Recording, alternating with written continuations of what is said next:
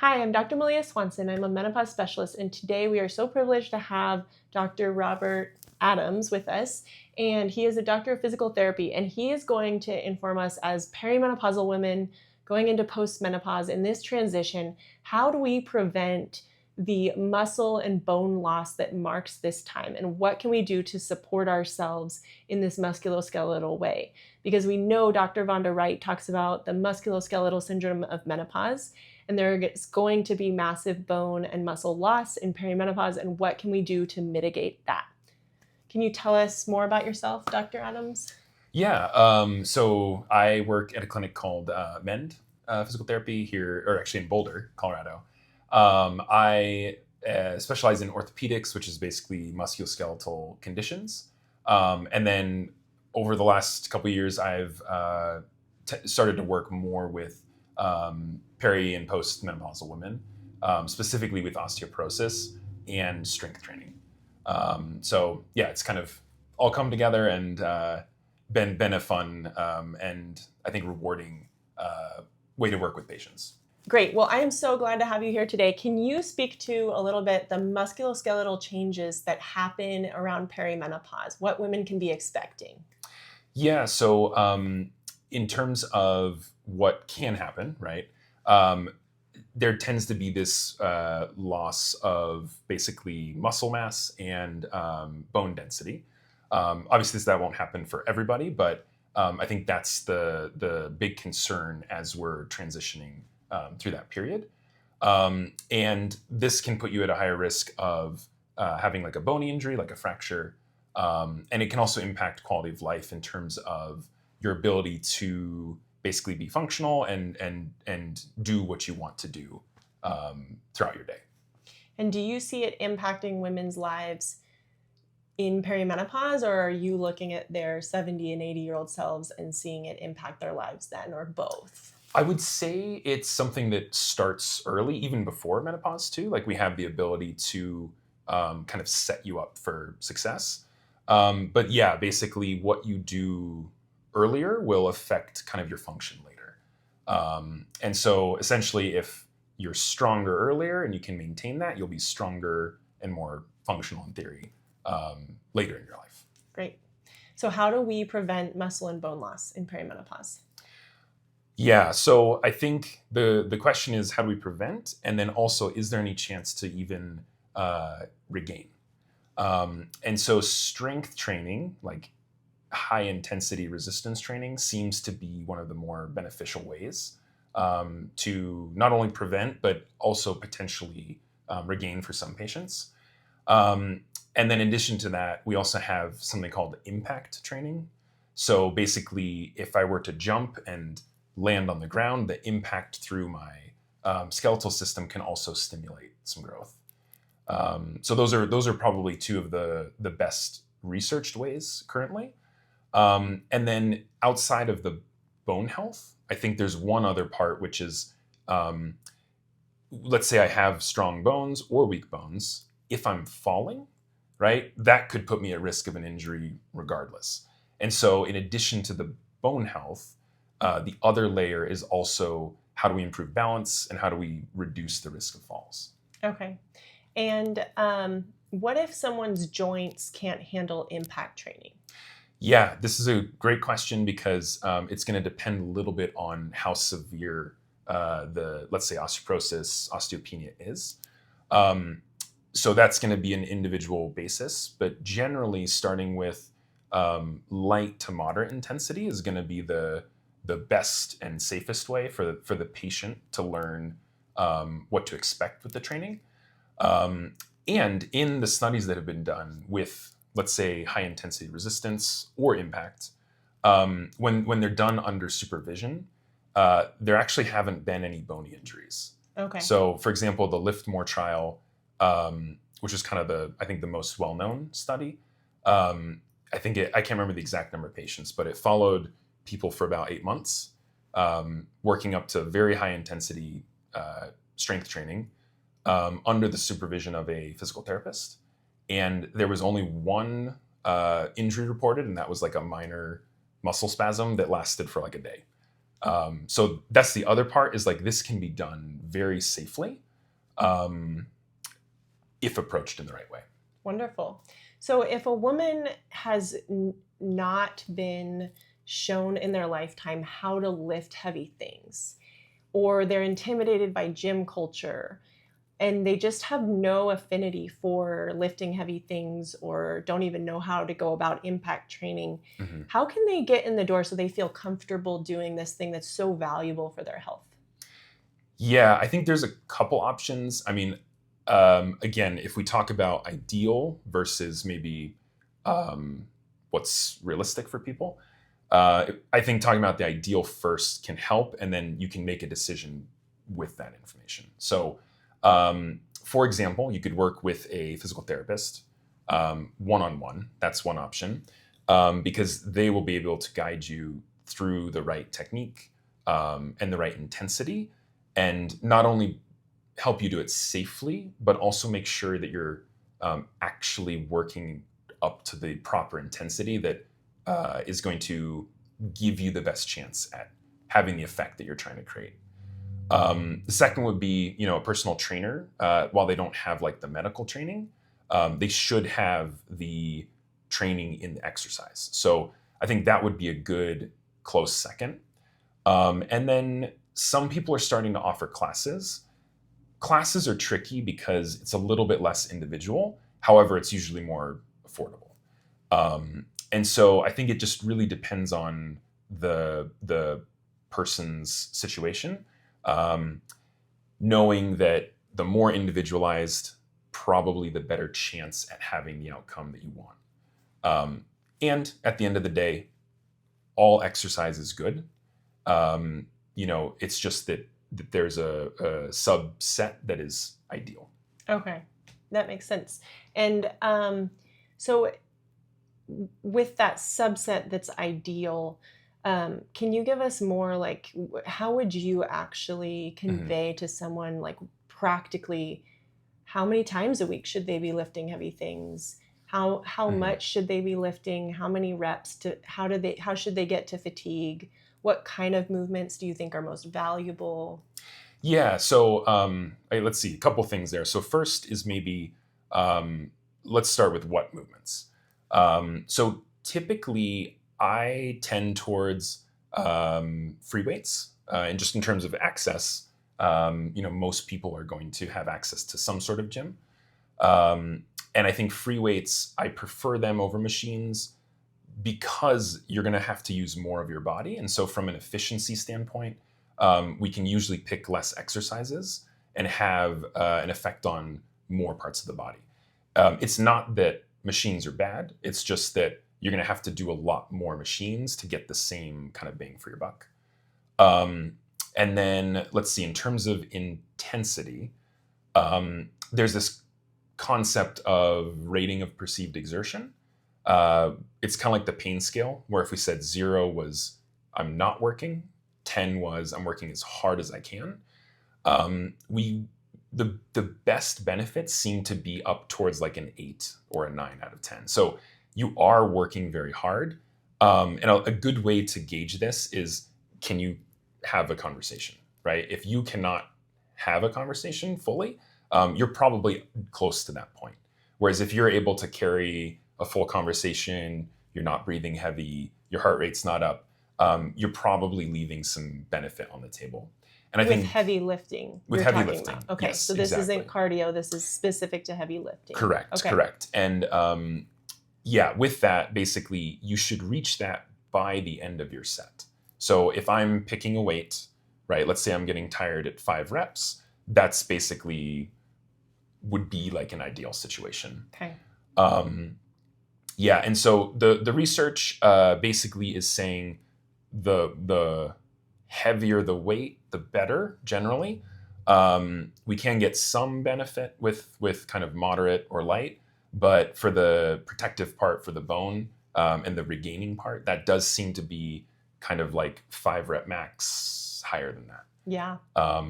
And again, that's where being able to push to that, guidance from a coach, and then also doing it safely, that's where being guided can be very helpful. Okay. Thanks. That's really helpful. And then as far as impact training, I think about jumping. Mhm. You know, this isn't quite impact, but I have people wearing weighted vests when they're walking. Mhm. What kind of impact training can you do besides maybe jumping on and off a block, or what else can you do? Yeah, and I don't know that it needs to be crazy complicated. I really like just jumping in the air. And for patients who haven't maybe done that, and again, I wouldn't necessarily recommend doing this without supervision. But sometimes if you take like a heavy resistance band and you anchor it above you, you can actually unload the jump a little bit. And it can be a way to learn how to kind of absorb the impact. And then we can progress towards 2 feet, maybe jumping up to a box or off a box, and eventually towards one leg. One-legged jumping. Yeah. That's great. Okay. And then I know in perimenopause, women lose their sprint muscle fibers, those fast twitch muscle fibers at a quicker rate than those endurance muscle fibers. Mm-hmm. But what's tricky about perimenopause is that we also see that as estrogen and progesterone go down, cortisol rises. And so I don't love people who are pushing to a sprint every day of the week, right? Because we don't want to overtax the adrenals. But how do you recommend people build in like HIIT training or sprint interval training? And kind of like the frequency. Yeah. So I also love this question because I like to be efficient in my workouts. And so I try to do the same of like, what's the minimum, right? Mm-hmm. Obviously, if you enjoy more, you can do it. But for people first starting out, and in general, I would say in the studies on osteoporosis, at least 2 times a week seems to be helpful. Now, I would actually recommend that if you're a beginner, maybe doing, again, lower intensity, maybe lower volume, but doing it up to 3 times a week can be beneficial. And then as you're progressing from kind of the moderate to high intensity, potentially even doing more sets on a day, but even dropping to 2 days per week. Are you talking about lifting or are you talking more sprint work? I would say I kind of lump them together. Okay. And this is where, if we dip into more of the strength training research, there does seem to be kind of a plateau where if I do more, it doesn't give me extra strength benefits. It's a little different if we're trying to build like hypertrophy, which is muscle mass, where basically for that, the more the better. Okay. With strength, there seems to be kind of this sweet spot around like 10 sets a week. Okay. So I could do 2 days of 5 rounds. I could do 3 days of 3 rounds. Okay. But as long as I'm getting about that much per week, that's supported in the strength research and then also in the osteoporosis. Okay. That's really helpful. Yeah. Thanks. Yeah. And then I think in terms of the, let's say, blood values, there is also research that if we add strength training on top of, let's say, cardiovascular or aerobic training, there can be additional protective benefits. So for things like type 2 diabetes and other like heart issues, in some studies, they even showed like a double protective effect, which is, I love that because, a lot of my patients are like, well, is there a what if it doesn't work, right? What if I don't gain bone density? And the cool thing is like all of the side effects of this, again, as long as we're doing it safely, tend to be positive. So for me, there's really like not a reason to not do it. Yeah. Well, and considering that the majority of women and men will die from heart disease and stroke. Sure. Building muscle is so key for helping the metabolic health in addition to cardio. So yeah. Yeah, and I think we used to think that it was like cardio, aerobic activity was protective against that, and that strength training maybe wasn't. Yeah. But it seems to be a little, they kind of go into both. Yeah. Which is great. Great. Thanks. Yeah. What else are we missing here? It went dead, so I just kind of started to think of other things. Yeah, I know. We covered. Or what do you want to say that you haven't said yet? I think we've hit a lot of it. I guess like something we didn't really cover balance. Yeah, That is let's talk about something balance, else. flexibility. Yeah, and yeah, I think those are actually two great. And then if someone's having like pain, maybe I think that would be another. Okay. Yeah. Good. Okay. So we'll do mobility and flexibility first. Okay, so a lot of my patients in perimenopause say that they feel really tense and tight, like their muscle fibers don't stretch like they used to. So what should women be doing to preserve flexibility and mobility? Yeah, great question. I think if we think about it right, I think the common answer is to stretch, and stretching can improve your range. What's great about, again, strength training is we see similar benefits for range of motion when we do strength training. So let's say you fold forward, try to touch your toes. You could go and do a hamstring stretch, or you can go and do a deadlift, and you're going to get similar improvements after both. So again, I think the combo is usually good, but it's kind of another side effect of the strength training. That's great. Yeah. Yeah. Strength covers like a cardio piece. It's covering flexibility and mobility and building muscle. Exactly. And like, depending on the exercise we pick, like let's say we're picking a squat where you go basically all the way down. It's teaching you how to lift something up off the ground. So there's also this component of outside of strength, bone density, cardiovascular health, mobility. It's just function. Yeah. And the studies that have looked at this type of training, strength training also will improve balance. So if we do just a pure balance assessment, just by the person having trained, their scores on these tests also improve. Okay. Do you have like what's your go-to balance test for people so they can assess their balance? Well, I think it depends on the patient. So there are like standardized tests that I can run people through. I probably don't do that as a standard thing just because it depends on the level of the patient. But I think in general, it's like if you can stand on one leg for like 30 seconds, that's a very simple test. And I think that's probably where I would start unless there were some other like condition or some other reason that we would need to tease out more specifically. Great. And so then, in perimenopause, we know that as estrogen goes down and testosterone goes down, the joint capsule becomes often inflamed. You see way higher rates of osteoarthritis. Joint disease comes out. And so for your perimenopausal women that are encountering pain when they're starting to increase their strength work, what should they do? I guess there's two things that come to mind. So first is there's normal pain.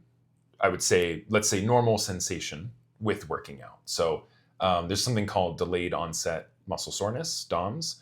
And that's typically, for the next 24, 48 hours, you might have some like stiffness, tightness. It can be intense. And I would say subjectively in this population, it tends to be a little more intense than maybe someone who's not in that age group or experiencing that. Now, there's a difference if it's, I would call more like symptomatic. So typically with DOMS, it's going to improve with movement and it's going to resolve after that, like 48 hours. If it's lasting a lot longer than that, or if it's worsening as you're continuing to move, that's the value of working with someone like a PT because they're also educated in how to manage musculoskeletal issues. And so, one, you could, do some physical therapy to kind of address the issue if there's like a limitation that would prevent you from doing the strength training, and then help you kind of clarify what to work through, what not to work through, and what's normal. Okay, that's helpful. Yeah. So some women just need a little bit of extra support around things if they're feeling that pain that might be more of a red flag pain. Yeah, and I think this is the tricky part is that it can be intense in the beginning, and it does get better over time. Okay. And this is another reason that we don't jump to high intensity right off the bat. Yeah. Because part of not only learning the exercise is also knowing what is normal, right? Mm-hmm. And so you kind of learn like, okay, I'm going to be a little stiff, achy the next day. But that is what I expect versus is it something a bit more significant Mm-hmm. that we would need to maybe address and adjust the approach. Okay. Thank you so much for informing us about how to keep ourselves strong, keep our bones strong Mm-hmm. as we go into perimenopause. This is like so vital. Mm-hmm. Let me know any questions you have, and I hope that we can continue to support you in your perimenopause journey.